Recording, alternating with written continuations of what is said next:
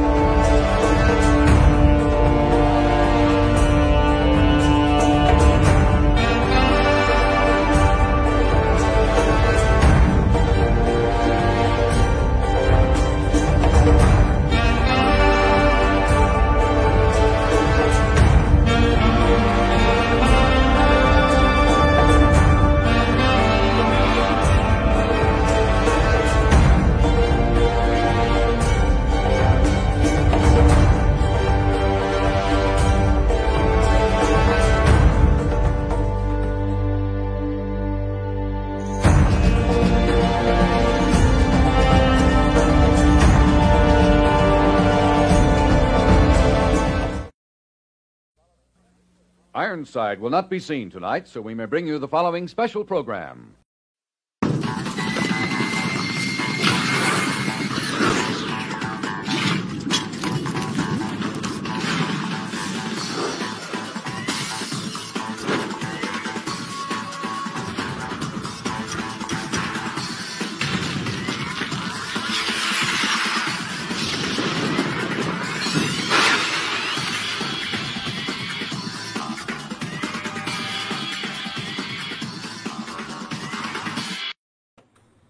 Hi, everybody. Welcome back. Oh, my God. You win the award for the highest production value podcast ever, John. Jeez. High praise, Rob. High praise. I appreciate that, man. Wow. I saw you laugh when we're interrupting Ironside. So that it was genius. And Alex Ross, I could look at Alex Ross stuff every day. My God. I remember meeting Alex years ago at a Warner Brothers store. And I guess probably during Batman, but oh my God, what a world-class talent. So I am in remarkably wonderful company. Thanks so much, man. He's a sponsor, man. I appreciate it. Great to see you, Rob. Welcome back to Word Balloon. My great pleasure. And I for your legion of fans, which has a pretty cool ring to it, especially under the circumstances. Thank you again. And your fans need to know that yours truly, being the old Ninja Turtle that I am, utterly spaced the last time that John was kind enough to ask me on, and you, as if you need to be reminded what a terrific guy John is. It would be very easy for him to say, "Okay, Mr. Hollywood, Mr. Hot Shot, Big Shot, you forgot," and never darken my door again. But John did not do that. No. John continued to lower his standards for yours truly and welcomed me back with open cartoon arms. So you guys are spending your time with the right man. John is the real deal. So thank you, John. High praise, Rob. And, I think the world of you, and stuff happens. It's okay, man. It's totally fine. So, now we're here together. And, God, man, last I saw you at Terrificon 2 years ago in 2019. But the last time we talked, Animaniacs was still in production, I believe, maybe, or it certainly hadn't been released yet on Hulu. Yeah, probably. Yeah. And man, what a great season, and I certainly hope that things will continue. Well, so far, knock wood.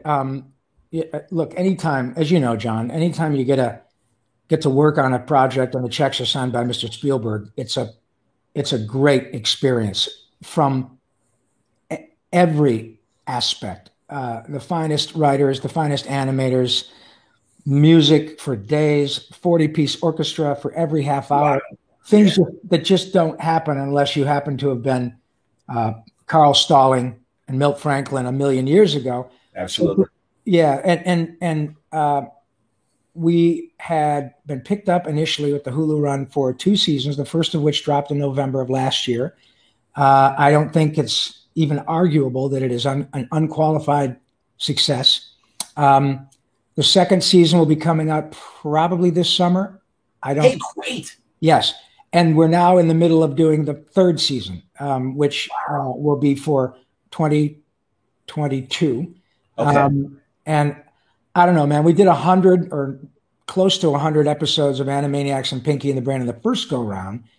And if the current success, both, the ratings metrics are different for streaming services, but for lack of a better term, if the ratings and the anecdotal fan reactions are any indicator, I reckon we'll be doing this for a while. My God, what an opportunity, John, to get a chance to do this again with Steven again. I can't even tell you what a gas it is, man. Really, congrats to the whole cast and crew, because Thank you. You guys have not lost a beat. And I really, I think my personal favorite of the Pinky and the Brains is the one where you guys take the mouse and turn her into basically kind of a female, version of the brain, and put her out in office and everything. Yeah, that is. Oh God, I have to remember the. It's a wonderful. I'll remember her name. Okay. But yeah, it's just a great, just an incredible job, and I'll tell you one of the most wonderful things that happened, as you can imagine. The crew of writers virtually all grew up watching the original. Wow! And in many cases, it is what inspired them to become writers. Wow! Now, I have to tell you guys, what was so precious was the first day that we went to do the new episodes of Pinky and the Brain. I don't know, almost 2 years ago now. Maurice and I were there, and we started recording, and it was glorious. We looked through the glass, and there were, I think, 3 young writers who just wanted to be there. And I'm telling you, they to a man and woman had tears because they heard, "I think so, Brian," with their words coming out of Pinky's mouth. And it was a profoundly remarkable experience for them. And to be able to watch that, I was able to grasp really how important these characters are to a lot of people, not fans, obviously, but all of us who do this work are fans of the medium, are fans of the genre, comic books, animation. So we inspire each other. And to be able to watch that with these kids who are as old as my child, we're just going, oh my God, this is Pinky and the Brain are saying my words. It was crazy cool, really cool. Absolutely, man. No, that's fantastic. And I can appreciate that. And yeah, it is amazing to step back and suddenly realize, that, it's several generations now that have really enjoyed what you guys have done. Oh. And I mean, really, that puts you guys with the, you mentioned the musical people like Carl Starling and stuff. This puts you with the Looney Tunes guys and the MGM cartoons and the like. Oh, exactly. So, do you have MeTV in your market? MeTV, I think so. I've never really watched it, but okay. Why do you ask? Because I'll find it. Well, the reason why is honestly they've brought back Saturday morning cartoons. And I know. Rob, I had the same reaction, and they do an hour of Popeye first, then they do an hour of Tom and Jerry and all the MGM stuff. Oh my God! And then they do the Looney Tunes for the final hour. It's amazing. Well, then I will have to check that out, because when I've done my own podcast a couple of times, that I've done it for fundraising events and things live at places here in Hollywood, and often we would do, like at the Improv, we did an evening during Christmas to raise, Toys for Tots stuff, and we had everybody show up, which it's a Hollywood nightclub. They serve booze there, but Maurice and I said, okay, we're going to screen a Pinky and the Brain Christmas. Nice. It's a lovely episode. And we would ask that when all of you come to the show, obviously bring a toy, but if you want to, show up in your pajamas and we'll have cereal stuff. Now you can pour booze on it, but it was great. And we're watching cartoons at the Improv on Melrose in pajamas, and everybody had an absolute riot. It's just cool. So that whole experience of Saturday morning cartoons is something that I certainly relish as a. I found this on the web for certainly. No problem, buddy.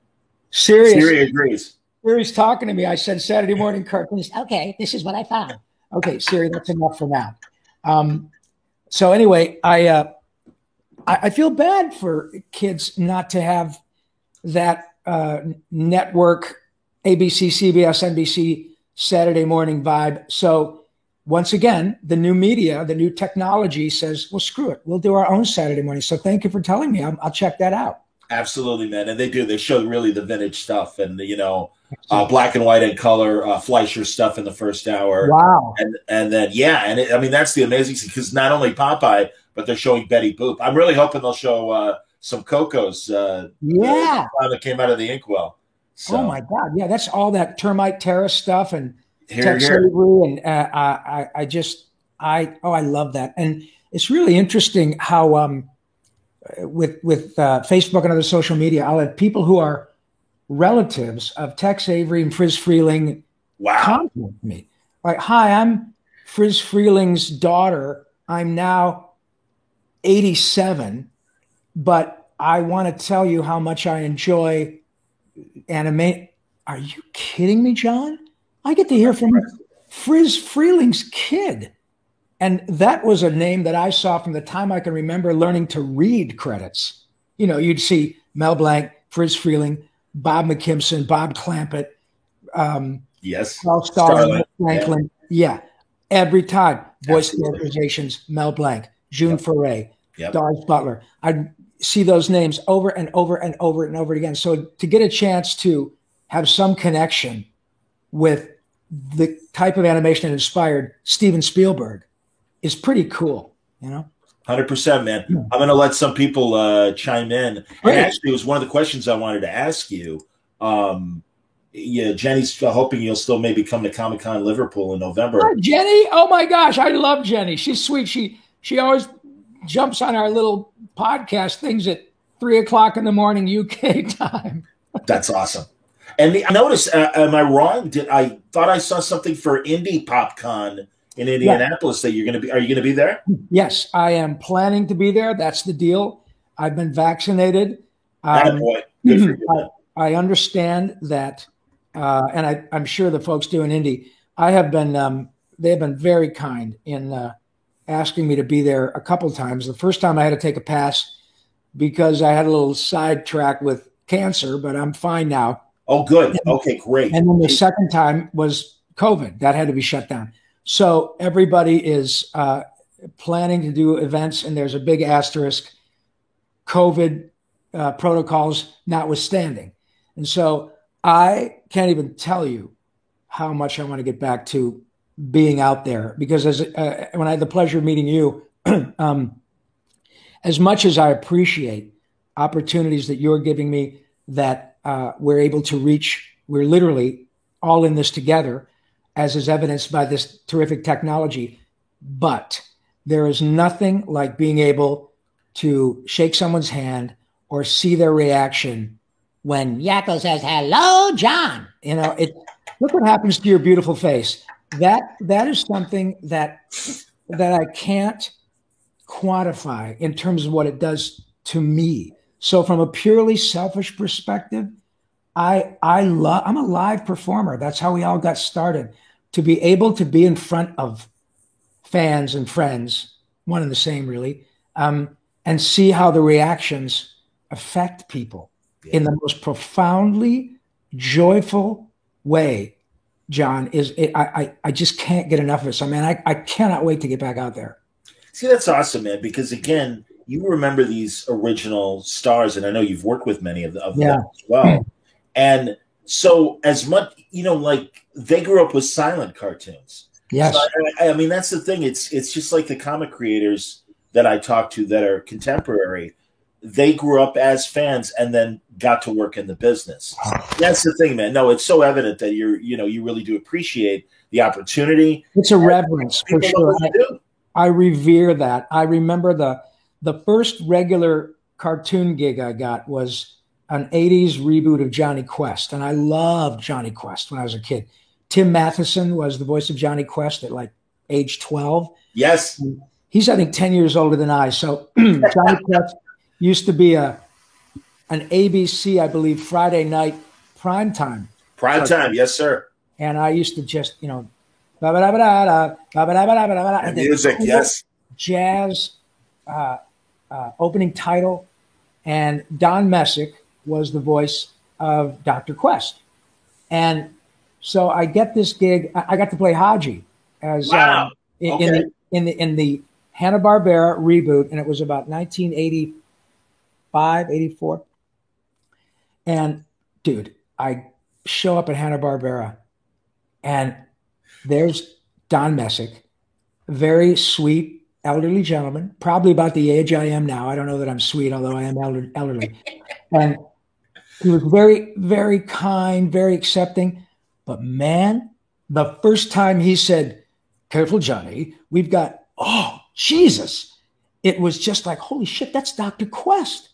And I had to gather my thoughts, because it was jarring in the most glorious sense. So now, and I remember I worked on a Jetsons project with Mel Blanc, and he was probably 80, close to the end of his life. And Gordon Hunt, the late, great Gordon Hunt, who really gave me my shot, who is directed all the cartoons at Hanna-Barbera. Okay. And, was also Helen Hunt's father, and certainly was a world-class acting coach in Hollywood. And very cool. Yeah, and so Gordon said to me, "Hey, Robbie, Mel's here today for this Jetsons project. You want to sit next to him?"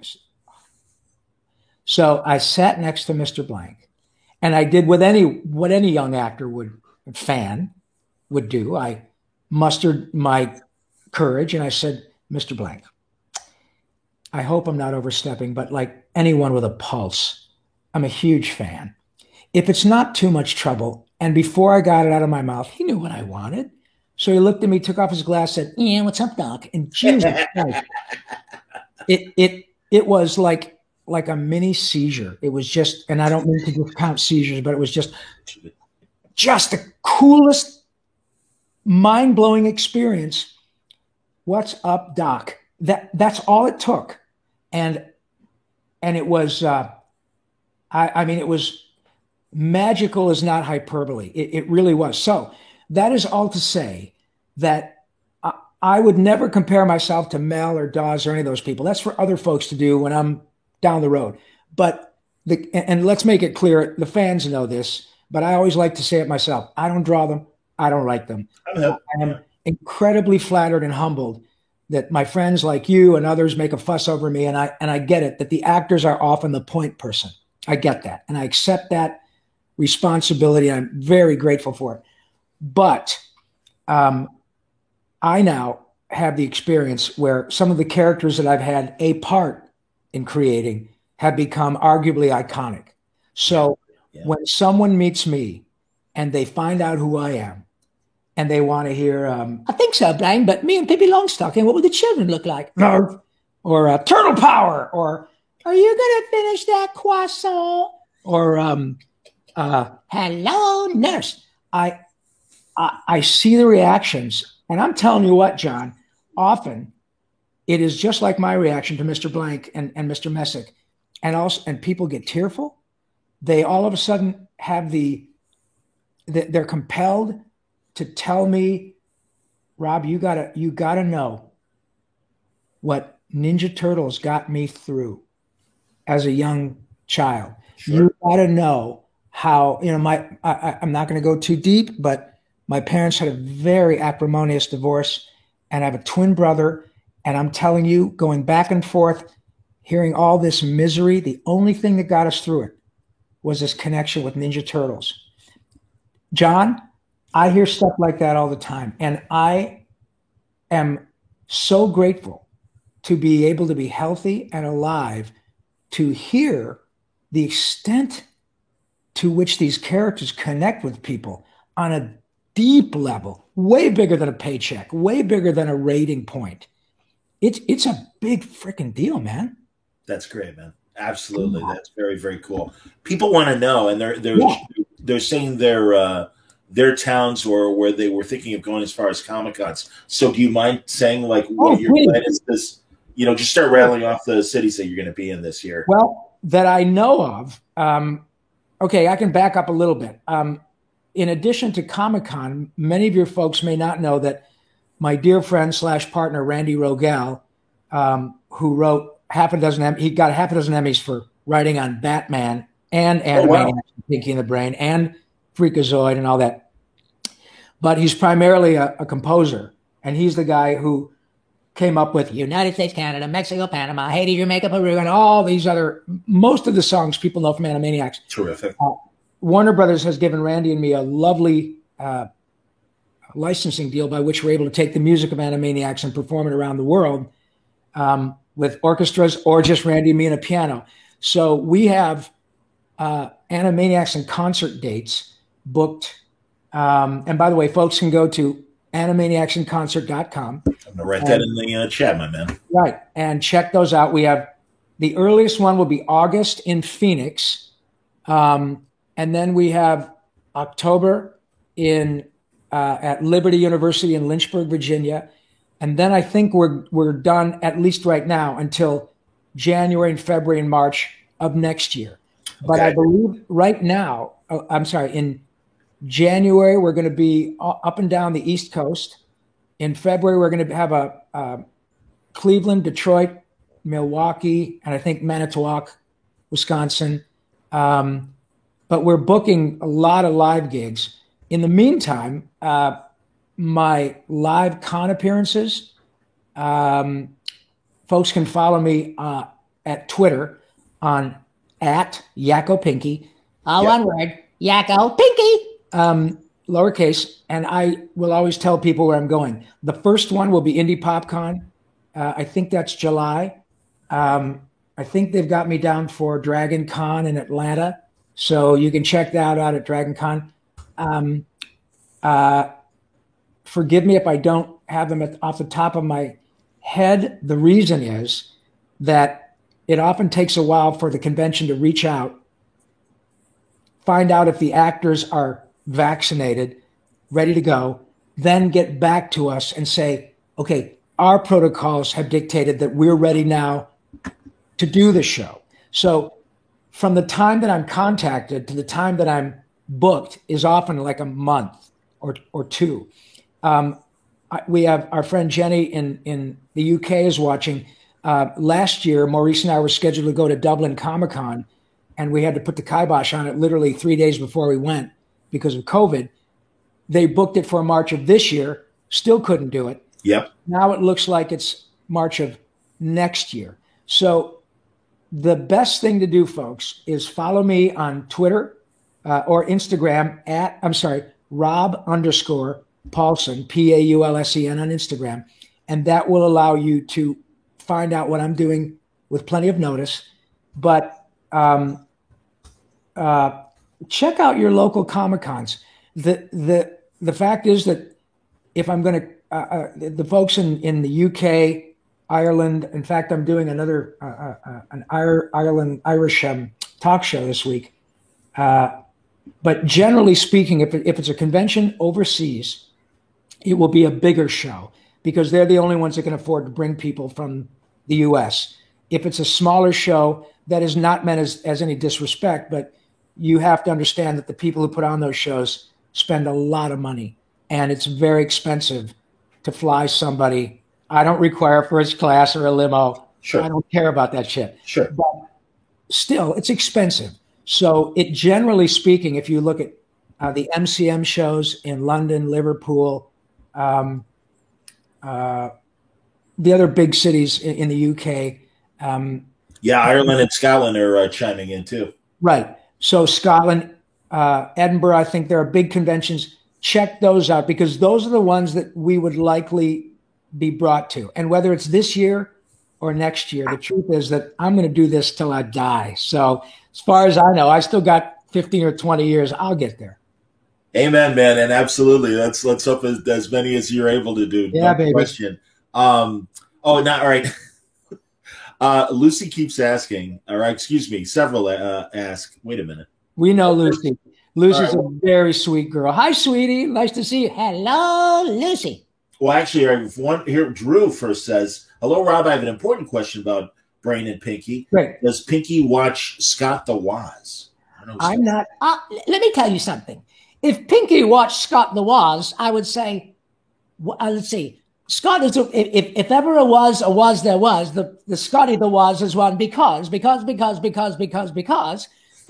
nerfy things he does. Blah, blah, blah, blah, blah, blah, blah, blah. So that's what I have to say to that.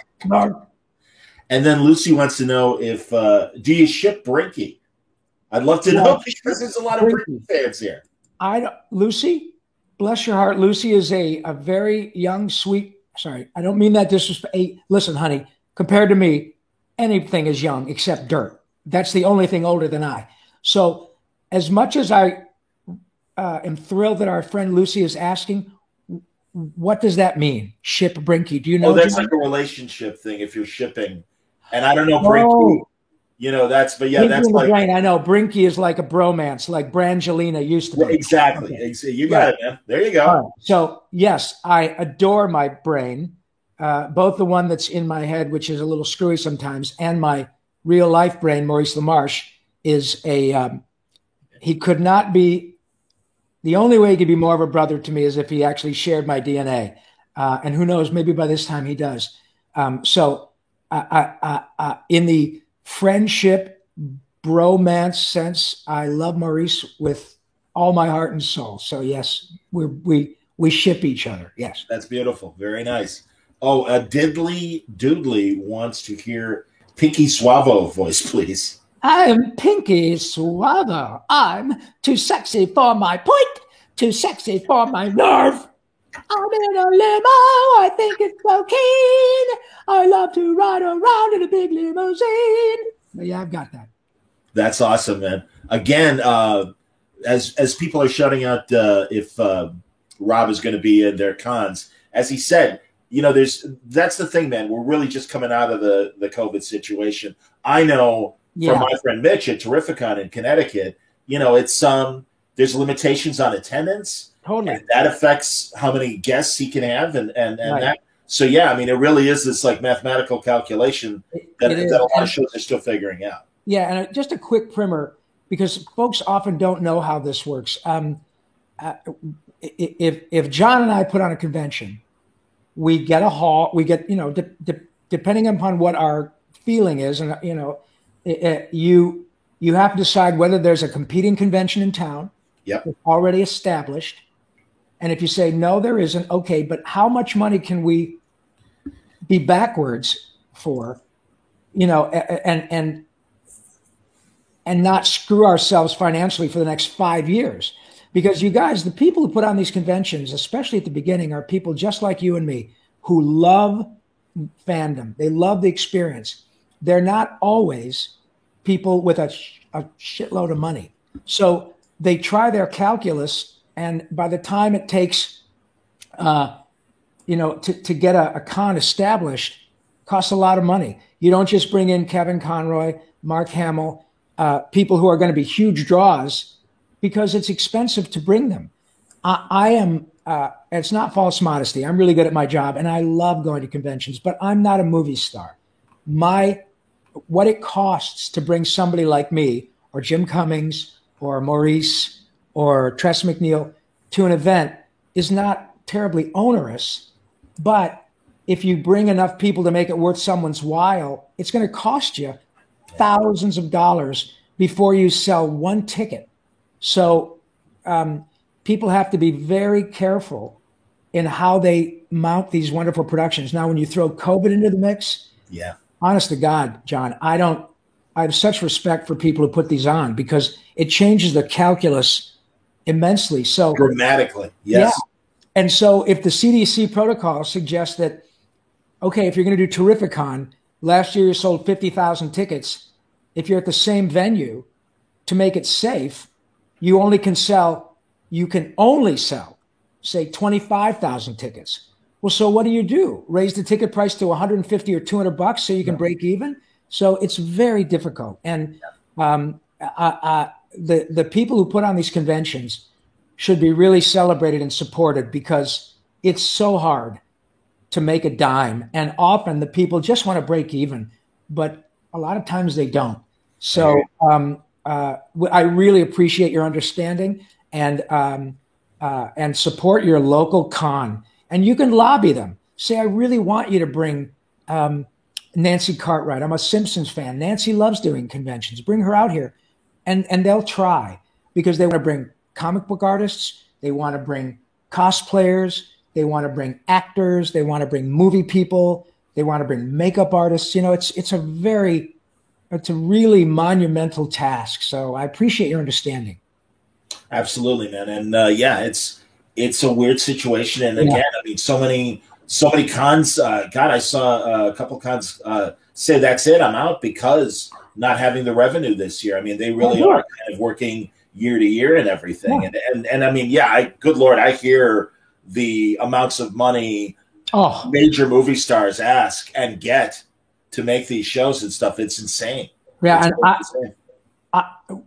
the only reason that is that the rank and file actors like myself, I consider myself a blue collar worker in the Dream Factory. I'm not a movie star, but I don't live under the freeway. I have a nice job. Getting paid to do it used to get me in trouble in 7th grade, and I'm profoundly grateful. But the reason we have to charge for things like autographs and stuff is because it offsets the cost of the promoter to bring us. If a promoter says, okay, Rob, I'd love for you to come. I'll pay for your plane ticket, your hotel, and give you a couple of bucks for food for the 3 or 4 days you're here. So would you please charge a rate for your autograph? And by the way, I'm not one of those guys who says you got to buy something. This is not how I make my living. I go to conventions because I love the experience. I don't care if you spend a dime buying something for me. Please come and say hi. The reason we have to charge is because the money that we can earn to offset the cost of the promoter bringing 25 actors is what helps the promoter stay in business. Yeah. So if we just came and said, I don't want to charge anything, and the promoter's still got to pay for us to be there, he's going to go broke. Yeah. So what's the point? So I and people who are, Maurice, myself, we try to keep our prices at a very reasonable price point. I'm not going to charge $100 for my autograph. I get that some people do, and it's up to the consumer, the con-goer, to decide if it's worth it. I am all about the fan experience. If you're willing to wait in line and you want to come up and spend 2 or 3 minutes chatting, I'm all about that. And I would submit that virtually all the other people are too. So it's important for you to understand that we're not doing this to try to make a pile of money, because we don't. It's for the experience of being with the fans. And it's important to know that. Understood, man. Absolutely. Some people were asking about your audio setup, because I do know, talking to other voice actors, obviously, everyone's been working from home. Yeah. And so, I'll show you right now. Oh, that'd be great, man. Yeah, this is, I'm in business. Sure. Full disclosure, with Mackie Audio. I love Mackie stuff. The God's truth is that I had used Mackie, M-A-C-K-I-E audio gear for years, both in-ear monitors, doing live performances. Years ago, when I was in rock and roll bands traveling around, we had Mackie PA systems. They're bulletproof. They just work great. Now, Mackie has a series of, I know it sounds like a commercial, but there are other places too. Oh gosh, what are they called? I know Shure is a great Yeti, yeah, Shure, AudioVox, Sure. Audio Technica. Mackie has, I think, 3 different USB mics. I'm just plugged into my MacBook Air right now. I record with this at home. I just recorded, about a month ago, I did a session from home before I bought a little Whisper, like a portable booth at home. Okay. I've been recording from home all year for the last year. Sure. Everybody, Disney, Warner Brothers, Nickelodeon. I did a recording on a Ninja Turtles animated feature that's coming out. Wow. When I got done, I said, my friend Devin, the audio engineer in Burbank, I was up at a vacation place 200 miles away. And I said, did you get it? He goes, yeah, sounds great. I said, I'm using a Mackie microphone, a USB mic, which I think is, I don't know, $100. Right. Yeah. A USB mic plugged into my laptop using Twisted Wave as a backup program. Okay. And I was literally had the mic on a cardboard box surrounded by pillows and a blanket, like Pillow Fort Studios. And yes. Devin, this is a guy, Devin, who's won half a dozen Emmys, a pile of Golden Reel audio awards for recording talent. And he said, Jesus, that sounds like you were here in the studio. And that is the kind of technology that we have, folks. So my setup, I'm really good at my job, but I am not at all a techno geek. So I would absolutely encourage you guys to just do a little research.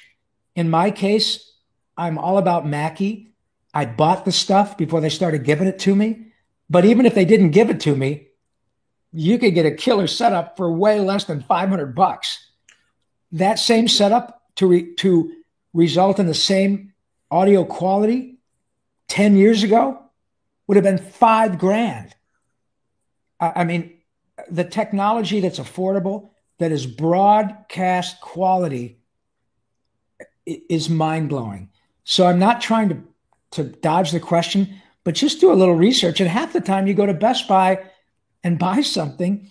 If you don't like it, take it back and buy something else. It's not going to break the bank. So I'm using Mackie audio gear.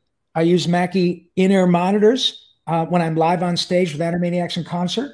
I use Mackie reference monitors at home when I'm mixing an audition, so I can tell whether I'm happy with the way it sounds. And I know the retail price of this gear for my full setup is well under $1,000, probably under $700. And it's not the best quality that Mackie has. It's great for what I need. Yeah. But they would give me anything. And I said, oh, well, let me try this and this and this. And they said, you sure you don't want the top of the line? I said, no, because I don't need it. So you really can spend as much or as little as you want. If you want to have a, uber quiet room, you can do that, but it doesn't have to be hiring an audio company to come in and give you a giant mixing board and all of that. That is entirely up to you, folks. So it's a great time to be a creator. It's amazing. Rob, I used to say the same thing when I, in the late 80s, when I graduated from college. I was like, if I can get like $5,000, I could probably build a nice home studio. And then thank God, the digital revolution came along. How about that? Yeah, it's amazing. And it's so funny you say that you've got like, your little portable studio and stuff.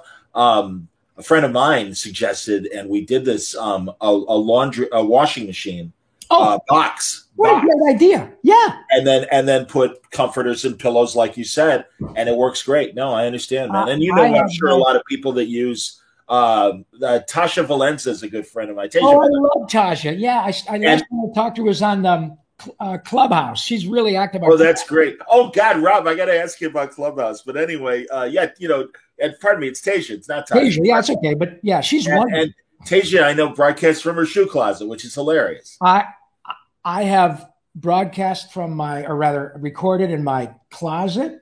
I've done it in an open, vacant bedroom with a bunch of, as I say, Pillow Fort Studios. When I was a kid, I used to love building pillow forts, and now I just shove a microphone in it. And it really is amazing. And I know there are pieces of Animaniacs that will be out this year, which I recorded during COVID from home on this very mic. There you go. And their broadcast quality. So personally, check out Mackie Audio, but there are so many other ones to check out. find what's right for you. I also like the way it looks. It's badass looking stuff. So there you go. That's awesome. Oh, here, Mavis appreciates what we're talking about because she minors in voice acting at school. It's nice to hear all these budget studio tips. We're on a college budget. Mavis? We hear you, Mavis. We've all been there, man. Well, hello, Mavis. Don't spend all your money in one place, sweetie, because I want you to come and visit us in the water tower. And then I got to find it. Here it is. Christina. Look at this. She registered a star for you and has the same deed for you to come to Ireland soon to get get it along with your engraved Oscar and Hollywood star. Okay. Isn't that adorable? Christine, it is. John. That's amazing. It is, man. Obviously, I was aptly cast as Yakko because I haven't shut up since you've been kind enough to punch start. But this is when I start to get really reflective and tongue-tied. Sweet Christina is not unlike many others out there who are so generous in their stories about how these characters that I perform affect them in the most profoundly positive way. That sweet girl, Christina, has been so supportive. And last week, Christina, she registered a star in my mother's name, in my late mother's name. And so she said, Rob, and she is right here, I want you to know that there's a star with Lee Paulson's name on it, because I talk about my mother and my dad very often. And at the very same time that they were concerned that my decision to go in showbiz was maybe not the right one, they were incredibly supportive to me and my siblings. And I talk about how I miss my mother every single day. So that is the type of thing that happens to me as a result of these wonderful characters. And Christina, God bless you, sweetie. I don't even know how to thank you. It is I'm really looking forward to meeting you one day in person and giving you the biggest hug, because both I and my mom really appreciate your incredibly kind gesture. Thank you. Amazing, man. Here, I'm going to find, here we go. Mallory wants to know, at what age did you decide you wanted to be a voice actor? How did you realize you had the talent to be a voice actor? You mentioned cracking wise in 7th grade, I think. Yeah. And wait, you had me as your ringtone? Am I saying, pick up the bloody phone, Mallory? Narf. Exactly. She's saying Narf, exactly. Thank you. Honestly, Mallory, there was no age at which I decided to be a voice actor.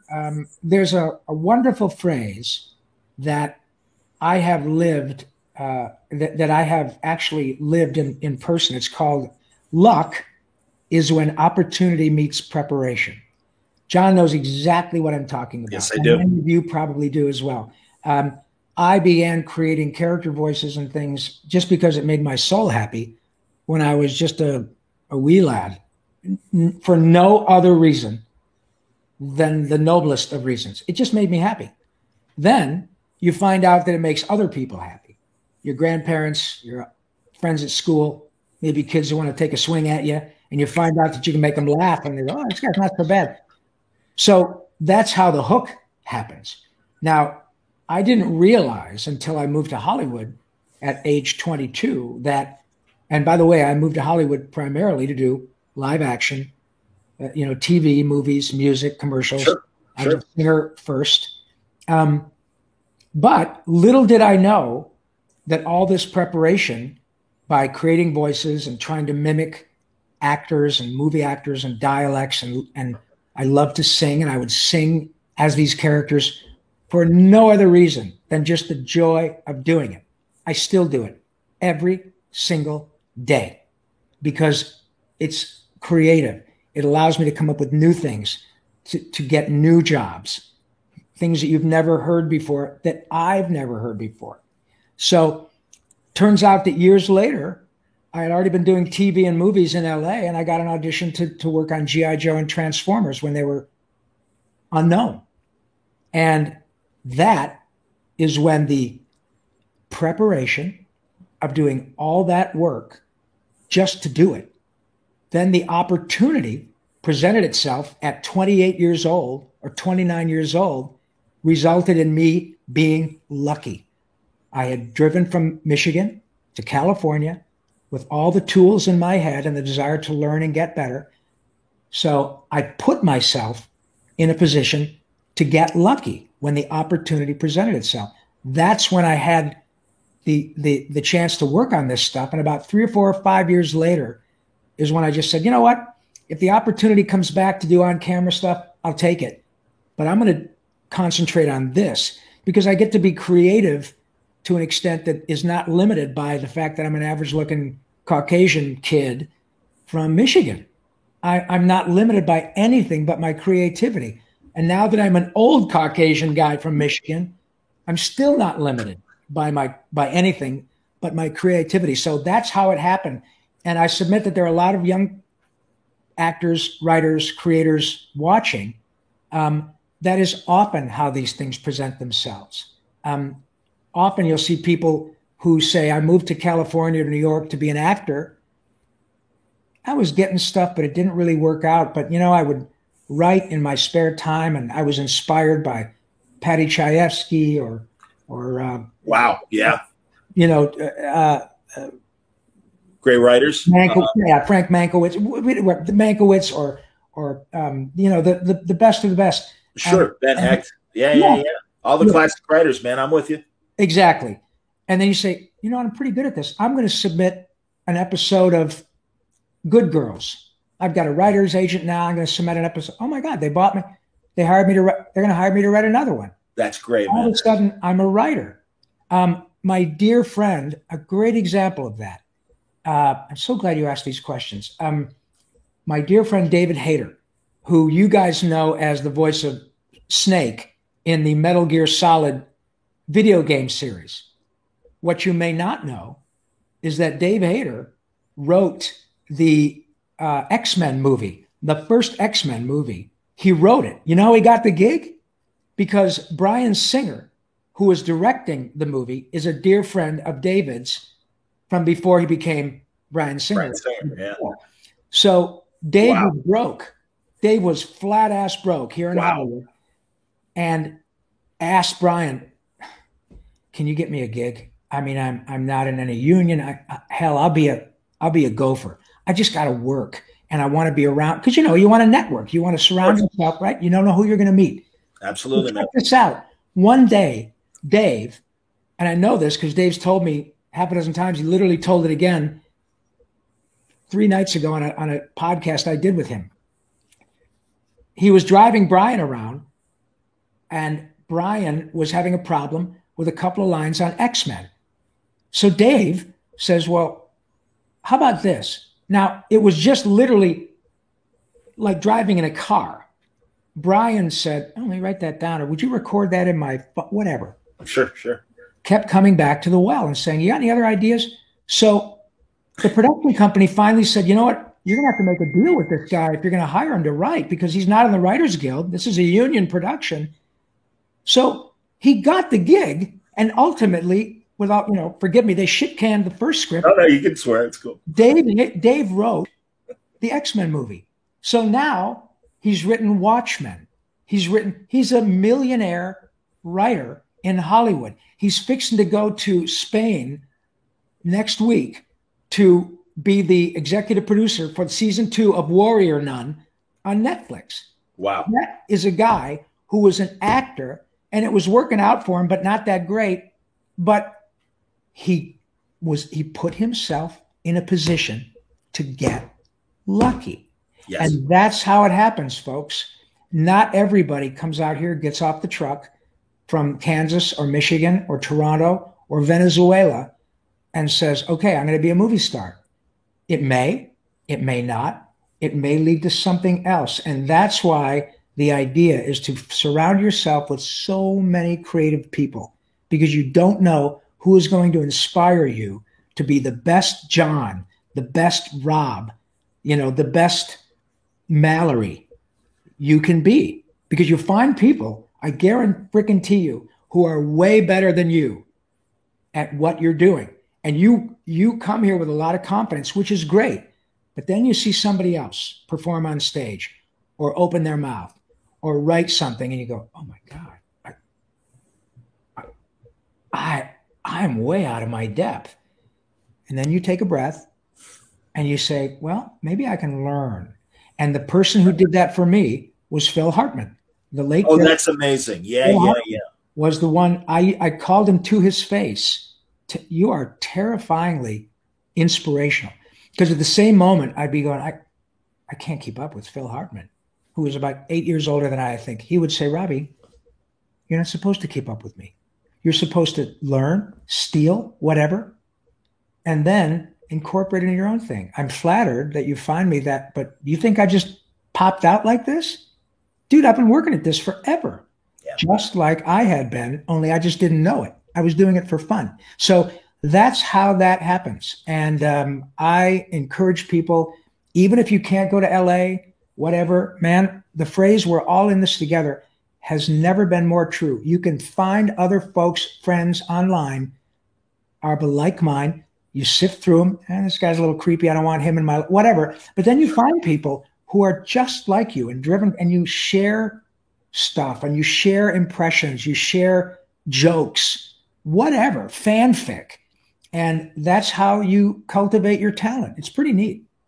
Understood, man. And, I don't know if I've mentioned this to you before, but I come from sports radio and did my share of imitations and parody songs and stuff. And I'm sure you feel the same way. Isn't it great when you hear someone else do a celebrity and suddenly your mind kicks in and they've cracked the code? And I love the movies, The Trip with Rob Brydon and Steve Coogan. And that's how I learned to do bloody Michael Caine. And it's like, that it was so wonderful to it's like, oh my God. And like you say, all right, if or maybe I'm assuming that you feel this way, it's like singing. And it's like, is it in my vocal range? And that's how, No, there is, to be sure, John, there is a musicality to acting in general, but voice work, especially if you're trying to capture someone like you. That was a great Michael Caine. Oh, thank you. And I am, I'm surrounded by world-class impressionists. Maurice, Brad Garrett. Brad Garrett, sure. Yeah, oh my God. West, all these guys are, John DeMarco, these guys are Jim Cummings. They're my dearest friends in the world. Frank Welker. But yes, the great Frank Welker. Absolutely, man. I'm a really good actor and singer. And I got a good ear. But Jesus, I ought to be. I'm 65 years old. I've been doing it in Hollywood for 40 plus years. Okay, I should be good. But when I love, and for me, I practice on when I'm trying to emulate other voices or characters. For me, because I'm not an impressionist, I'm not a world-class mimic. I'm a really good actor with a good ear. So what I do is find opportunities to do my bad impression of someone else's good impression, or my bad impression of Christopher Walken or Jack Nicholson, a guy, or Katharine Hepburn, an actor who has a very obvious hook. Like when Dana Carvey does Katharine Hepburn, we all know that if you watch on Golden Pond, she has. Junior. Yeah. Well, it's an easy hook to latch onto. Michael Caine is a much more it's a more technical shading type of thing. It's not like everybody does Jack, because even your face goes like this. Absolutely, yeah. Here's Johnny, and Jack has an affectation that is all Jack's. It's the same when you do Chris Walken, because he has those weird pauses, and those are easier ones for a guy like me to hook up with. It was awesome. And then I can create a new character with a bad impression of a well-known voice, not a spot-on impression. I don't care if it doesn't sound exactly like Barney Fife. I don't care. All I care is that it inspires me to think in a down a road I didn't necessarily think of, because I'm not an impressionist. I live in Hollywood. There are a pile of them who make a lot of money doing it. I'm not interested in that. Okay. So the point is, you don't have to be a great impressionist. You don't have to be a world-class singer. I'm a good singer and I read music. But when I do Carl Weezer from Jimmy Neutron, Carl is an awful singer. And it works beautifully with the character. So the fact that I am singing, you light up my life, you give me hope to carry on. He's nowhere near the melody. And look what it does to John. It makes him laugh. And so that's what I think you've learned this, John, because you're a pro, but a lot of people, younger folks, get very caught up in, Mr. Paulson, I'm not as good a singer as you. Well, that's really subjective. We don't know that. And it doesn't matter. No. The idea is that don't limit yourself. Don't be self-conscious. Get over yourself. And I don't mean that as a negative admonishment. Just, so what if you're not a good singer? It's not about that. It's about being creative. So I've gotten more jobs than I can tell you by having a producer ask me at a session at which I was hired for something totally unrelated to his question, which would be, hey, Rob, we've got this ancillary character that's shown up. We got 4 lines. We're thinking of doing it kind of as a, Barney Fife.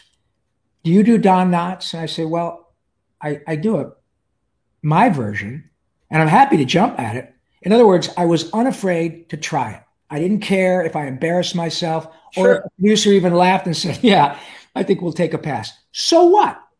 Absolutely. But because I jumped in, and I even said, if you really want a guy who can channel Barney Fife, call Jeff Bennett.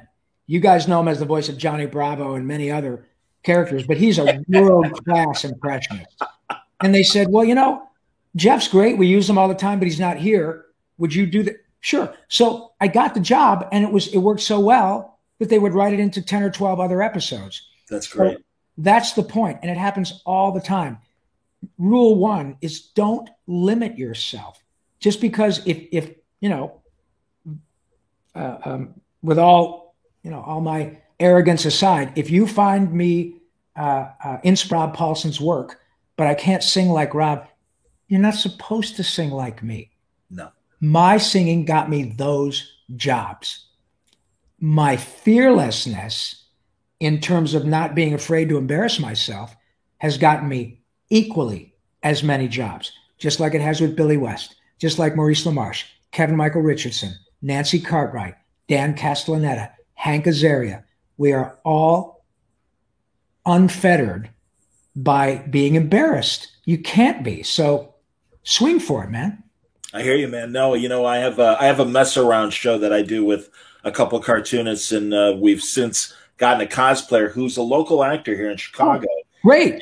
And he really does great voices. And I keep trying to get him to improv with me. Yeah. He does a great Paul McCartney, and I'll do my Lennon. And sure. I'm like, hey, let's do it, man. I'm like, come on. And seriously, Rob, that's the thing. You get it, and that's why I appreciate the opportunity to kind of throw out a couple of my nonsense. It just lights me up to know that you do that. You don't do it. If you can make money at it, great. But you guys, I riff every day because I often find, as a Hollywood vet now, I often find that if I can make myself laugh or cry or say, wow, I really struck a nerve, I'm going to try that on producers, on other people I know. And almost always it works in a larger context. But what drives me, look, I've been rich and I've been poor. Rich is way better. But what drives me is not whether or not I'm going to make a dime at it. So, all of us who love to create and perform and all of that, I can guarantee you, all the people I know who are my dearest of friends, and all of them have been very successful, you would know every one of them. To a man and woman, they started out doing it because they just couldn't not do it. Yes, cracking wise. Money never came into it until 20s or 30s. Never. So just have fun and don't be limited by yourself. Understood, man. No, that's great. I think this is tremendous advice. And also, again, thankfully, because of the digital revolution, the gigs are in Hollywood, but you can certainly start wherever with your friends. Exactly. And actually, several people here in the chat have been talking about what they're doing on Facebook and YouTube and the like, and that's great. It's wonderful. I tell people all the time, I can't even tell you. I understand because I still am that kid who wants to go to Hollywood. I'm here. I wear long sleeves even in the summer because my arms are black and blue from pinching myself. I truly cannot believe how lucky I am to do this gig. But when I see folks who ask me questions about, I live in Watertown, New York, or I live in North Carolina or Fargo, North Carolina, or I live in Skookumchuck, British Columbia, or whatever. I don't have the money to go to. Well, okay, I didn't either. You figure it out. But you guys, if I had the opportunity to create things with my friends back in Grand Blanc, Michigan, on YouTube, where possibly millions of people could see what a couple of high school kids could do, and I could do it for free? Shut the front door. Are you kidding me? You guys have, and I'm not saying this as an old crotchety guy. I'm just saying you guys have access with your iPhones to an HD camera, a pretty good microphone. And if you want to even invest or share the cost with a couple of friends, you can put some pretty cool stuff out there and practice. Have a good time. See what kind of response you get. Maybe even hook something up with your friends that you might get 2 or 3 million followers, and you might make a couple of grand a month on advertisements. Are you kidding me? And you can still live at your parents' house. That happens all the time. Yes, it does. Yes, so it does. At least you can practice and you can do stuff when you came out here in a way that people my age and even 20 years younger could never have envisioned when we were young. Never. And now I'm doing virtual. I've done, I think, 4 Wizard World conventions, the big Wizard World. I've done 4 virtual cons from LA. I was going to ask. Sure. I've done, I think, 3 other virtual cons that were independent conventions. So I've done 6 or 7 big conventions from home. Yep. With hundreds of, in one case, thousands.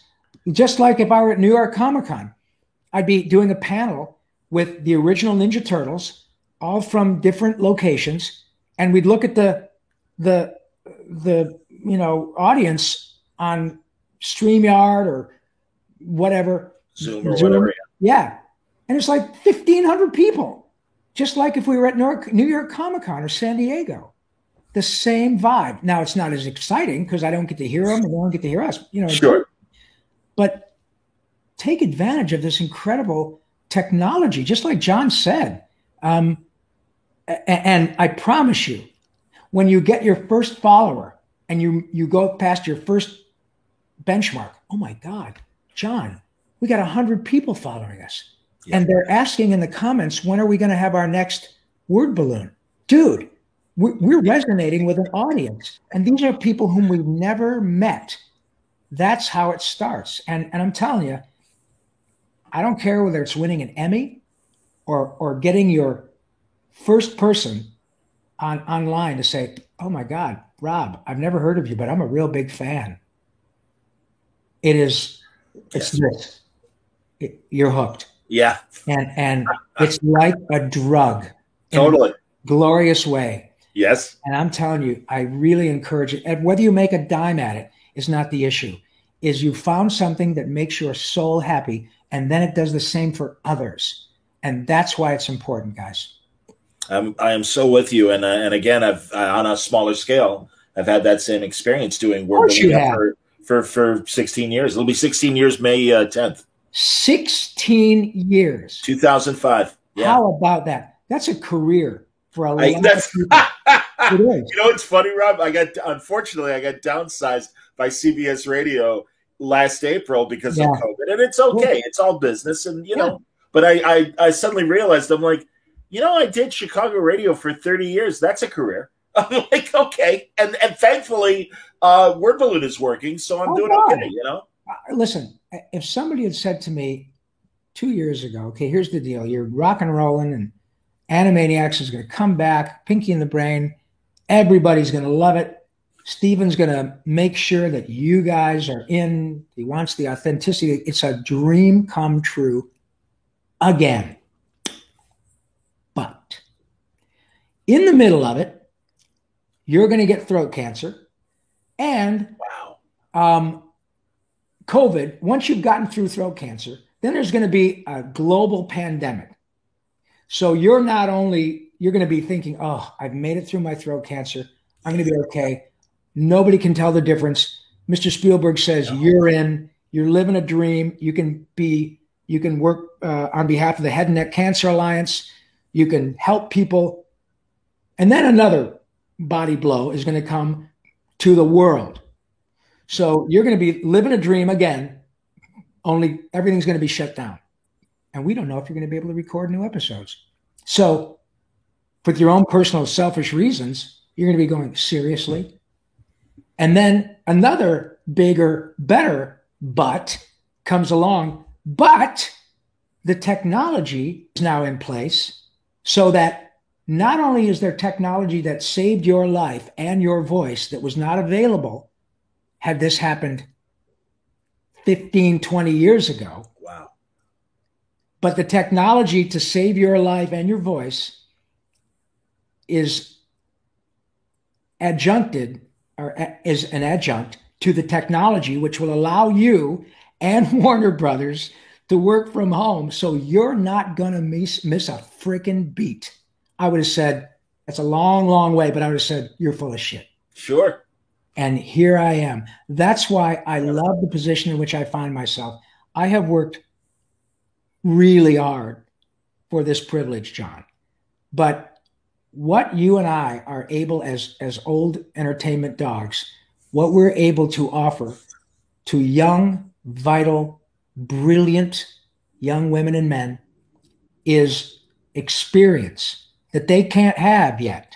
Sure. But we have gone through such a unique period in our collective history that we can give folks watching, John, every week or however often you do your show, and when he's kind enough to have people like me on, you can get real-time info from people who know what they're talking about. John's been a big deal in Chicago radio with CBS, multimedia. What am I trying to say? Paramount. Who's the company that owns Viacom? Viacom. Yes. Okay, Viacom is huge. Yeah. Well, John has experience with the company that owns CBS, Paramount, Nickelodeon. That's right. You know, MTV is all owned by Viacom. John's had a 30-year ride in Chicago. Yeah. In Chicago, and has found out what it's like to say, okay, dude, you're out. But this new technology. John might have had to work at freaking Starbucks, and I love Starbucks, but you see my point. I did work at Starbucks in between radio jobs. It did happen. So yes. And there you go. I have had more straight jobs than I of course. But you are able to learn from people like us how it's not nearly what it used to be to say, yeah, your gig is gone. It's not. It's the coolest time in the world to be a creator. And we are living that axiom that necessity is the mother of invention. It was necessary for people to figure out how to get their stuff on these streaming platforms so the audience could watch it and so they could make a living. Sure. And they had to figure it out. And we did. Yeah. It's incredible what we've gone through. And people like us have been around long enough to know a time when this wouldn't have happened. So, God, what a cool time to be alive.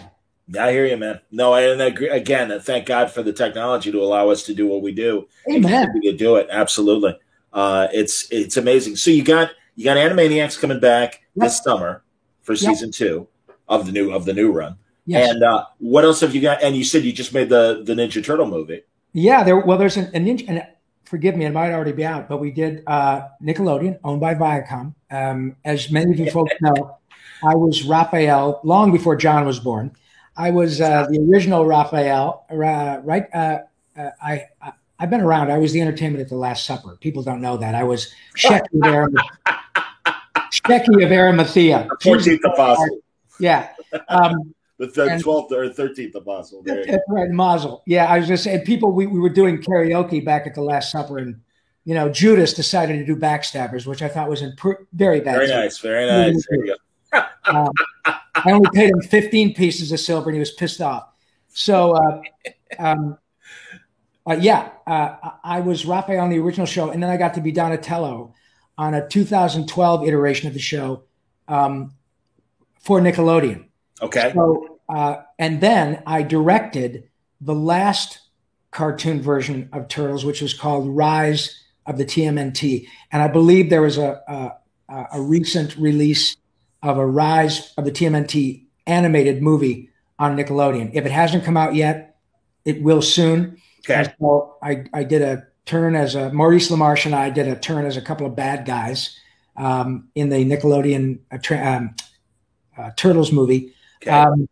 I had a marginally successful podcast I did on and off for years called Shut Up. It was a great podcast. Stop Thank it. You, called Talkin' Tunes. Yes, sir. I am in negotiations right now to bring that back. Hey, fantastic. Thank you. So please keep an eye on the social media stuff that I mentioned earlier in the broadcast. Well, yeah, we've got your ways to find you and everything. Certainly, it's at Yakko Pinky on Twitter. At Yakko Pinky and Rob_Paulson on Instagram. On Instagram. I don't post as often as I like because I'm fortunately very busy. But on TikTok, I am Rob Paulson, all one word, lowercase, 311. Okay. That's my birthday because somebody else had Rob Paulson. Go figure. And as Christina said, for those of you who want to watch/listen to the various iterations of my podcast, Talkin' Tunes, they're available on Spotify. And but the brand new ones are going to be coming out hopefully in May, probably June. Great. So I'm doing all of that. I am. You've banked shows already with guests? I banked them, and I didn't know I was banking them because first I did it just because I wanted to, and my friend Chris Pope put it up on iTunes. Okay. Then I started doing it at the John Lovitz Comedy Club. Sure. As a live show. Then I started doing it at the Improv in Hollywood as a live show. Then we shut that down, and Nerdist came back to me 2 years ago. Yeah, okay. 4 years ago, and said, you want to do it as an on-camera, 4-camera shoot? And we did. We did, I think, 90 of those. And then we stopped those 2 years ago in March. So I was approached a month ago by the fella I worked with at the John Lovitz, who is now involved with mega sponsorship and says, oh my God, we really want to do your Talkin' Tunes podcast again. Beautiful. And you know what, you guys, this is an important bit of information. Just like, and by the way, it's really cool that you got a guy like John every week because you're going to get real-time, authentic information from somebody who really knows what they're talking about and who is by trade a broadcaster. True. I am not. I am an actor. Yeah. Now, my podcast, my Talkin' Tunes podcast, was literally a labor of love because I had a time in my career where I was really, it got, slow.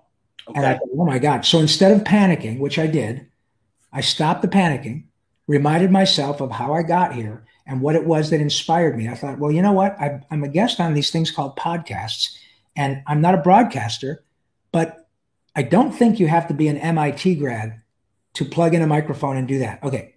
John knows technical stuff. I don't care to. So I just started calling on my friends because I know actors who have millions of fans of their respective characters. And I was right. I made a good choice. I didn't make a dime on that podcast for 7 years, but it didn't matter. When we did the Improv, yeah, they would sell tickets, but I would give whatever proceeds. I would split it with the wait staff because I might make $400 for the night. Now, $400 is a lot of money. These days, it's 2 tanks of gas practically, you know. But I did it because it was a good time. I and my guests, whether it was Mark Hamill, Brad Garrett, or Steve Bloom, didn't take any money. And so we would take the $300, $400 and split it amongst the wait staff. Sure. But then I got to make some serious dough because people who really were broadcasters like Nerdist would say, yeah, we can pay you for this. We want to own this and that. I said, great. But it teed it up for me to do it down the road more.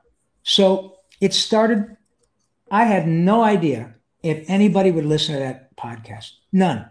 I did it because I had the time and I wanted to find new ways to express myself. Here we are now. This is what, 2021? Here we are. Yeah, 11 years later. I did it in 2010 is when I started it. 11 years later. And I have a company with major sponsors who knows about my podcast, knows that it's been, inoperative for 2 years and says, hey, we got to do this again. Look at that. I got lucky again by not being afraid to try something. So again, I love these opportunities because as much as I ramble, we never know when one of your fans is going to watch this again, listen again, and say, I'm really kind of down in the dumps. I got a kick out of that guy, Ron Pullman, or whatever his name was, on John's podcast. You know what? Toward the end of the podcast, he mentioned something that's really going to dig me out of my hole. And I can listen to John all the time and get that inspiration.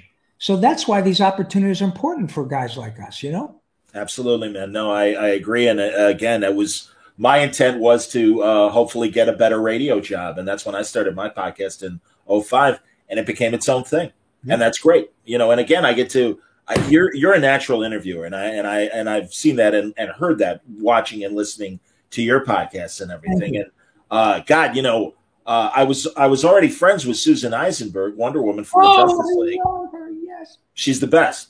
And truthfully, as you said about doing table reads virtually and stuff, back in August for a virtual con, we got the whole Justice League back together.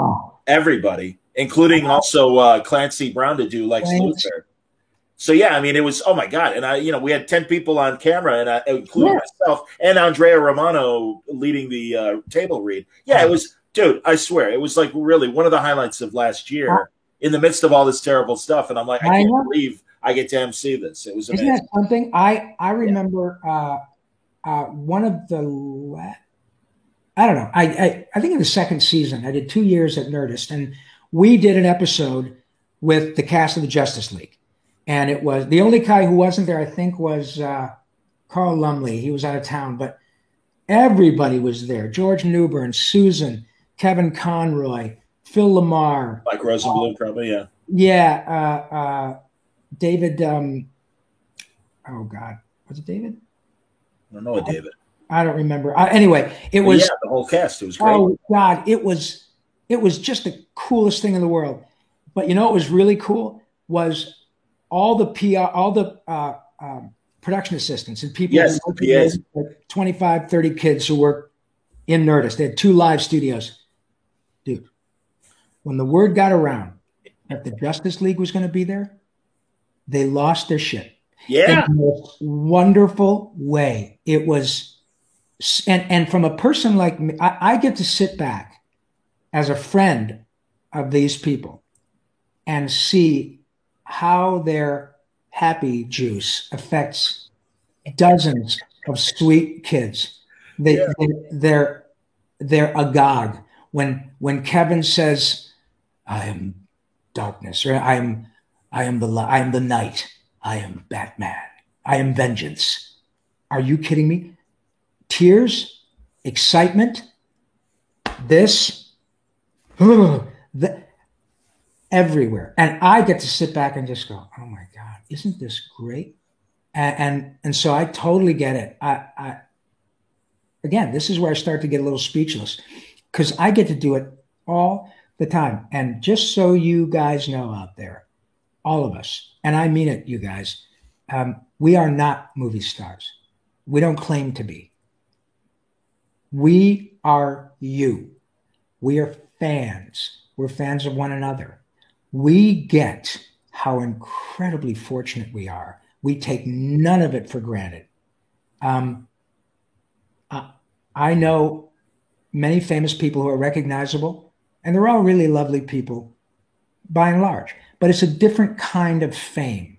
And it comes with, sometimes, if you're not comfortable with it, things that can be difficult for both sides, both the fan and the actor. In this circumstance, to a person, all the people I've mentioned, Billy, Kevin, Mark Hamill, everybody knows Mark Hamill, but I would wager there are millions who dig Mark as the Joker. Oh, yeah. Sometimes even more than Luke Skywalker. So we all really relish your kind, humbling attention. We get how lucky we are. And don't for a moment think we don't. Just because we're not as recognizable, trust me, when people at a Starbucks know who I am, or if I'm walking around a Walmart picking up something, it's the most glorious experience. More for me. It happens a lot now because I've been around for so long. I'm telling you, man, John, it's unbelievable. People that they start to get so happy, so happy.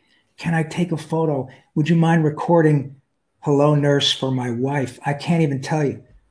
And it's just pure, unbridled joy. So thank you on behalf of all of us, you guys. We really appreciate your incredible kindness. Thank you. Absolutely, man. You know, I'll wrap up with you. You've been very kind with your time. I do want to point out, because someone said it in the chat, you've got a book about voice acting, right? I do. Thank you for asking, and thank you for the sweet person who mentioned that. The reason I'm associated with the Head and Neck Cancer Alliance, please go for further information. Go to headandneck.org. All lowercase, one word, headandneck.org. You'll see yours truly and my experience with respect to stage 3 metastatic squamous cell throat cancer. About 5 years ago, no, exactly 5 years ago, I was in the middle of, thank you. I was in the middle of radiation and chemotherapy for, of all things, throat cancer. What's that old saying? We make plans and God laughs. Surprise! Yeah, sure. Wow. But, the reason that the book is called Voice Lessons, how a couple of Ninja Turtles, Pinky, and an Animaniac saved my life. And it is a really good book. Now, I can say that because it, I don't think would have been nearly so had I not had cancer. I now, as I mentioned earlier, oh, thank you, Kids Show Fanatic. Oh my God, you have a Yorkie. We had 2 Yorkies. Adorable. They're both at the Rainbow Bridge, but we miss them every day. Once I had cancer, specifically throat cancer, I had a much more important story to tell. There are lots of actors who have made their living with their voice or their face or whatever. There are not a lot of voice actors who have had throat cancer. There are not a lot of voice actors who have survived it and come back to work on a show at a level like Animaniacs and Pinky and the Brain, where the audience, and more importantly, the people who were ponying up the dough, didn't say, I'm really sorry, but this guy, I love him, and I'm so glad he's okay, but he's not there anymore. Yeah. It's not there. And like you said earlier, it's business. I would have fully expected had they said, I get it. I'm not special. I'm really not. And that's not false modesty. All of us know people who have had cancer. All of us know, many of us have had it. Pretty much all of us know somebody whom we love and lost to it.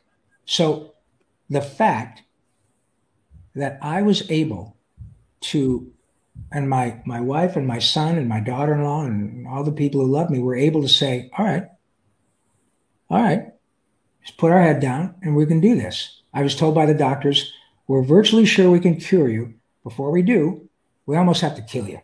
And I laughed at that really loud because I thought, now you're talking. That's the kind of sense of humor I had. But yeah. I embraced it because I know, like the title of the book suggests, how powerful these characters are. I had countless experience, John, with children, often who didn't make it. And their parents would say, hey, can Raphael talk to my little boy? Or can Pinky call my little girl? Or can Carl Wheezer call my wife? She loves Carl Wheezer. She's dealing with stage 3 ovarian cancer. But I got to tell you, she just loves Carl Wheezer. And often these people didn't make it. But the folks would keep in touch with me who reached out to me. And it's not just me. We all do it. So I knew how powerful these characters were. I thought, look, Hotshot, if you can't handle this, then you better suck it up even more. Because look what these other people have been through. They've lost their children, or their wife, or their husband, or their cousin, or their neighbor. Yeah. And you're not going to die. You're going to get the shit beat out of you, but you're going to be okay. Now, will you be able to do your work? I don't know. Neither did the doctors. But it turns out I can. And that's why the book is important. It's not about, it's not going to be a New York Times bestseller, but it is for sure something that will in some ways be a reference book for people down the road. Because again, your kindness in allowing me to speak my piece, we never know when someone down the road is going to say, God, I just love Word Balloon. John is the best. But he had an episode with this guy, Rob, I don't even know his name. I'll figure it out. But the guy had throat cancer. Hey, Uncle Bill, I know you're freaked out. I know this is really hard, but you got to watch this. This guy, you know how we used to love watching Animaniacs and Pinky and the Brain? You remember how you called me and said, oh my God, they're on Hulu again.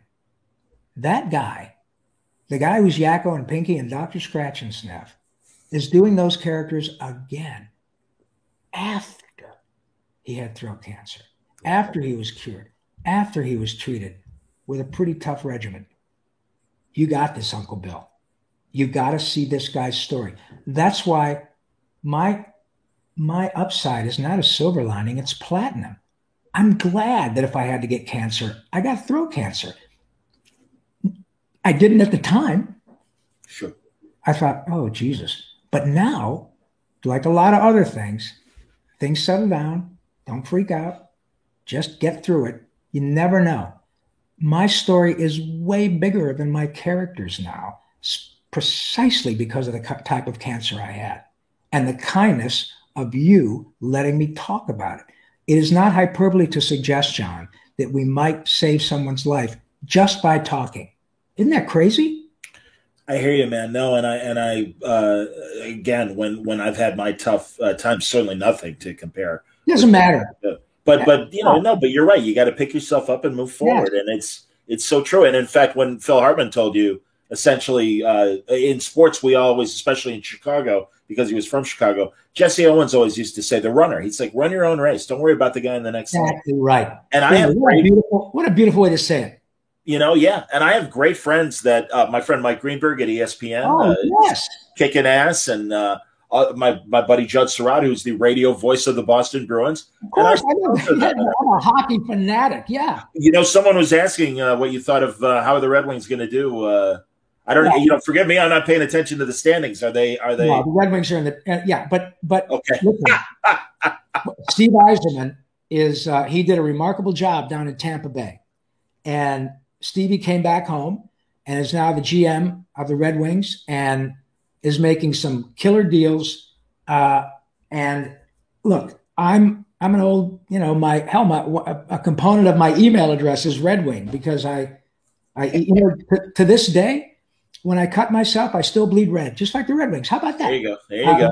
But I'm a Blackhawks guy. You'll forgive me. And I got original 8 though, so there's nothing wrong with that with us, you know. Or original 6. Original 6 and original 6. There we go. I can talk hockey with you all day. I got to play in I think, 4 different charity games. Fun. With Stan Mikita, Bobby Hull, Dennis Hull, and Tony Esposito. And Tony. And God rest his soul, Keith Magnuson. I love Maggie. Good dude. I got to play hockey with Keith Magnuson. So, yeah, I love so hockey. funny. But the Red Wings, they're totally rebuilding, and it takes time. But sure. I've been around the Red Wings, and I was a fan from the time I can remember listening to Bud Lynch and Bruce Martin on WJR. Sure. Detroit, and going to see hockey games at the Olympia. It's like going to Chicago Stadium. Right? Absolutely, man. Yep. And so in those days, they were called the Dead Things because they sucked. But with one fabulous 3rd-round pick in the guise of Steven Yzerman from, I think, Cranbrook, British Columbia, things changed. And that's what Stevie Y knows how to do. And he loves the Red Wings as much as he loves his own life. So there's a T-shirt that my cousin sent me from Detroit that says simply, trust the Y. And that's what I do. But I love the game. I love the game. It was the only thing I wanted to do instead of being an actor was be a hockey player. And I got as far as college hockey. And wow. I couldn't make it anymore, but I still go out and bang around with my buddies, and I love to play. So for me, I love to see the Cup in Florida. I love to see the Cup in LA. I love to see that Austin Matthews is from Phoenix. I'm about the game. And so if the Red Wings suck for a while, they're still my favorite team. I'm not a fair weather fan. I love the Lions too. My God. I love sports, and so like everything else, it ebbs and flows. And I understand, man. Yeah. Nobody gets out of here without a couple of things. If you live long enough, you're gonna get something. You're gonna get your teeth knocked out, your nose broken, divorced, broke, bankruptcy, cancer, diabetes. It's gonna happen. Yep. So you might as well deal with it and try to tweak it so it's a positive. Absolutely, Rob. That's great, man. Very cool. I will say, as I'm a boxing guy, so I appreciate the Kronk Gym, of course, and all the greatness of Emanuel Stewart, Tommy Hearns, and all the Kronk guys. Well, I just about a year ago, I was in Detroit at a convention. It was 2 years ago. I was at Motor City Comic Con. Sure. I met a young man there whose father was in business with Tommy Hearns, and we were out to dinner, and I was talking about. I understand you're. Oh my God, the Hitman. I love what Tommy's about, blah, blah, blah. He said, hang on a second. Oh no, fantastic. He says, Tommy, remember I told you about the guy I know that's one of the Ninja Turtles? Turns out Tommy Hearns loves the freaking turtle. Who knew? That's hilarious. He said, you want to talk to him? And I hear on the phone, are you kidding me, Raphael? Yeah, man. And I'm like, what? Hello, Mr. Hearns. He goes, please, it's Tommy. Are you really Raphael? So, who knew? That's amazing. A real warrior. One of the greats. One of the greats. I mean, a guy who gave Sugar Ray a hard time. He beat him the second time. Yes. I'm Absolutely. talking Tommy the Hitman Hearns. Yes. And he's excited because he's talking to Raphael. He doesn't know my name, but he hears the voice and he's like, hey, man, I'm going to go have a pizza. I want you to come have a pizza, Raphael.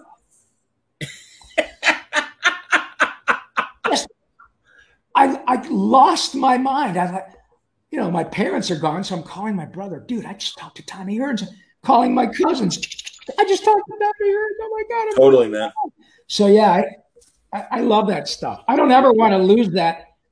I don't ever want to lose the ability to be blown away by meeting someone. I am 65 years old, and till the day I die, I still want to have that facility to go, wow, watch what Connor McDavid just did. How did he do that? I've never seen Gordy do that. I've never seen Stan Mikita do that. I've never seen Jonathan Toews. Holy smoke. This kid's old enough to be my grandson. Look what he just did. I don't ever want to lose that, man. That's awesome, man. That's fantastic. Rob, great conversation, man. Seriously, buddy. I love everywhere it went, and truly, your story is inspirational. Your talent is inspirational, and I know folks in the chat are certainly and watching and listening appreciate it as well. Well, as always, man, you're welcome to come back when it's convenient, and also when it helps you. So thanks. Next time I get cancer, I'll call you. I thought to myself, I figured, hey, you know what? It's not so bad. I got nose cancer. I can call John. Nah, they sound like this. God forbid. No, man. Thank you, John. And as I said, it is not faint praise. You are the real deal. And you're the real. I am so grateful that you've had the kindness of lowering entertainment standards more than once for me. But your fan base is very lucky to follow you, and they're smart. You know what you're talking about. So thanks, buddy, and thank you all out there for your incredible support. And thanks for watching. And as Pinky says, laughter is the best medicine. The cool thing is you can't OD, and the refills are free. Nerve. So you guys stay healthy, and we'll see you down the road at a con, buddy. Can I ask you to hang out 1 second as we all right, hang out 1 second. Everybody, thanks a lot for watching. Tomorrow on Word Balloon, I'm going to be pre-recording a conversation with Ed Brubaker, and I'll be presenting that, if not this week, then certainly next week. And also our live show, To the Outer Limits. We've been rewatching the original series. Myself, we watch it we were normally on Thursday nights, but I'm going to have my second COVID shot on Thursday, so I don't know how I'm going to be. Yeah. So we're doing it tomorrow night, 9:30 Pacific, and we're talking about episode 3 of the second season. And who do you know who the announcer was? Was that no? But I had shame on me. But yeah, the control voice. We control the. Yeah, and I wonder if it was Bill Woodson or somebody like that. It was one of those old Hollywood. It is a voice guy. It is a voice guy. Yeah. Well, it'll be online. But oh my God, I still love that and Twilight Zone. But Outer Limits, that was to me a little more terrifying. Like that show scared me. In the coolest way. I love that show. And it doesn't get the love that Twilight Zone does. No. But God, Conrad Hall, the wonderful cinematographer, and Joe Stefano, obviously, the wonderful playwright. I mean, it really had a lot of and all the great actors of that moment. Right. Landau and Sally Kellerman and all these other great, actors did the show. Shatner and Nimoy, everybody. And that's why. Gabe Hardman, my friend who's a storyboard artist in L.A., he's like, how come there isn't a good Outer Limits podcast? I'm like, let's do one. There is now. Yeah, and let me tell you, talk about a small world. My wife is in the other room, to whom I've been married for 35 years. And her best friend and my son's godmother is none other than Naya Hall, Conrad's daughter. Wow, cool. How about that? Holy shit, that's amazing. I knew Conrad and his son, Conrad Jr., who's also a DP now. Okay. But for those of you who don't know, look up Conrad Hall. This guy won Oscars for Butch Cassidy, the Sundance Kid.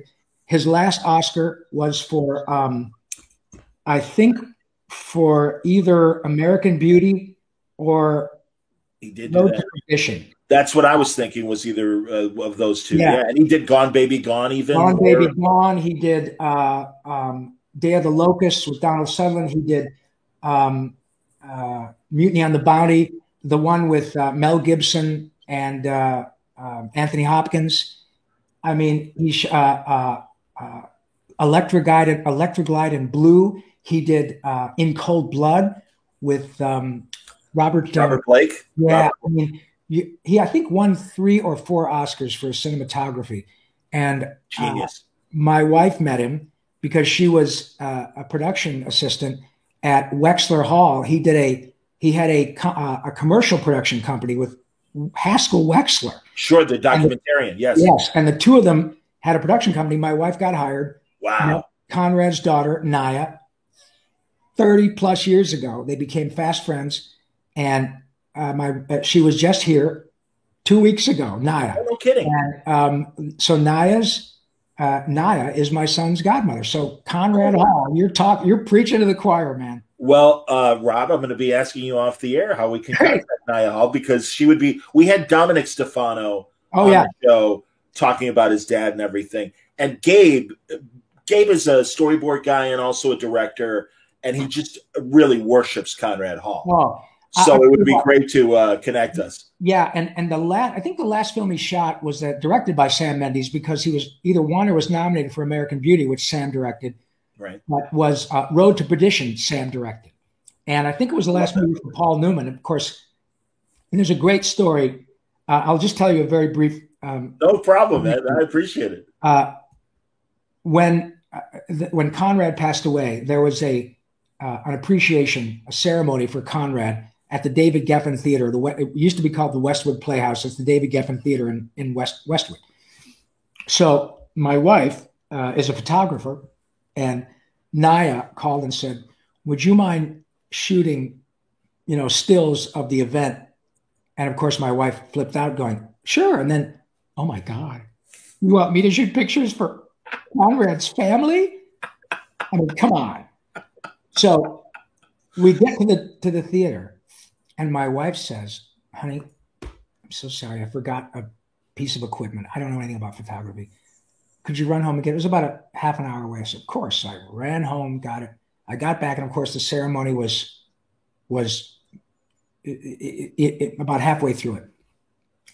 So I open up, the little door to go sit down, and sitting there is Warren Beatty. And he looks up to me and says, "You have to sit here. There's no place to sit." I thought, well, if there's no place for Warren Beatty, there's no place for me. But Conrad had been the director of photography on Love Affair, which was the remake of An Affair to Remember. Yes. Annette Bening. He and Annette Bening. Annette Bening. But of course, Cary Grant and Deborah Carr in the Remember. Right. Yeah. So he was there like a lot of movie stars, paying their respects to this world-class cinematographer. And so I sat there with Mr. Beatty watching the event, and Sam Mendes was at the dais speaking about his love for Conrad. And this anecdote was beautiful. He said, "My strongest memory of Conrad is when we were doing Road to Perdition." And by the way, for those of you who are film fans, you've probably already seen it, but if not, watch it again. Every frame of that movie looks like a freaking painting. No shit. Yeah. Talk about a genius with light. Yes. Conrad, unbelievable.